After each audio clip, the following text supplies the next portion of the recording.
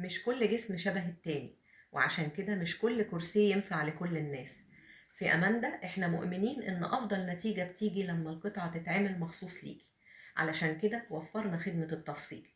اول خطوة عندنا اننا نفهمك كويس ايه شكل الكرسي المناسب ليكي، وايه الهدف من استخدامه. هل الغرض تخسيس وشد بس، ولا بعد عملية شفط دهون او بعد تكميم؟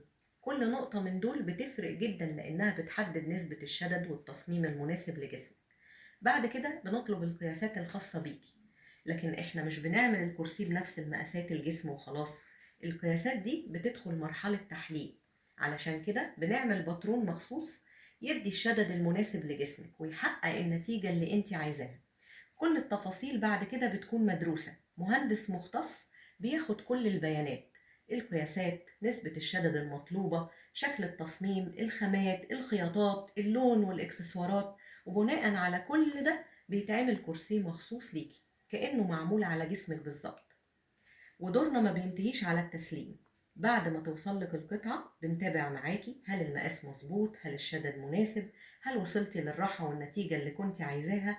ولو في أي تعديل مطلوب بنعمله لحد ما توصلي لنتيجة ترضيكي بنسبة 100%. علشان كده خدمة التفصيل في أماندا مش مجرد كرسي، دي تجربة كاملة معمولة علشان جسمك انتي تحديدا. راحة ودقة ونتيجة تقدري تشوفيها وتحسيها.